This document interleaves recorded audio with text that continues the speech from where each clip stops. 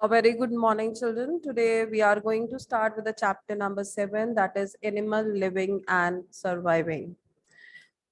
As you know, children, from a small ant to a beautiful butterfly or any other animal which lives on the land are belong to the animal kingdom. So today we are going to learn about all these animals and their living and their surviving.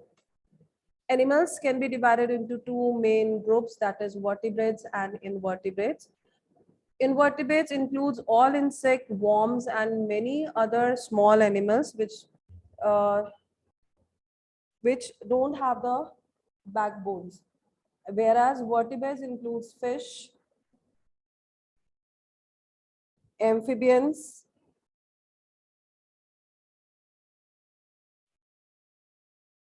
reptiles, birds, and mammals. They are having the backbones. So we are going to learn about the different habitat of these animals, these wide range. Now let's take it one by one. Let's talk about the some vertebrates. Let's say if we'll say fish or that's an aquatic animal, we know that it lives in water and it lays egg. It breathes through the gills. Then if we'll talk about amphibians, they live both on the land and on water. They lay soft shelled eggs, for example, frogs and salamanders. Then if we'll say reptiles, they crawl on the ground they and lay hard shelled eggs. They have very dry scaly skins, and examples are crocodile, snake, lizards, etc. Then if we'll say mammals, mammals give birth to the young ones and have hair, and they have external ears also. That's their characteristics or their qualities. For example, dolphin and we human beings are also included in the mammals category. And if we'll talk about feathers, children, birds have feathers and lay hard shelled eggs. Most birds can fly and they breathe through their lungs. For example, pigeon, crows, and sparrows. So these are the some characteristics of the vertebrate animals. Now, how these animals body covered? The body covering of animals provide them the protection of help or help them to adjust their environment. Now let's see about the reptiles. Reptiles such as crocodile have their bodies covered with dry, hard scales. Such scales prevent water loss from their bodies.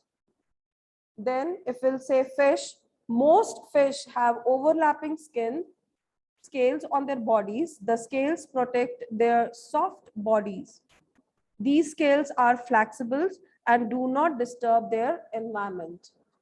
Another is birds. Birds have their bodies covered with feathers. They have three type of feathers, children. As we all know that flight feathers and contour and down feathers. Now what flight feathers are? Flight feathers are the feathers which they have on the tail and the wings that help birds to fly. Whereas contour feather cover the body of a bird and give it a shape.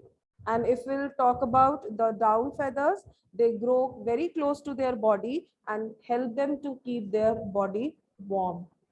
And then if we'll talk about mammals, mammal's body is covered with hair, fur, wool, or bristle. These body covering keep the animals warm in the cold climate and also protect them from the rain also. Now, how these animals, some animals move, and animals move from place to place in search of food and escape from their enemies.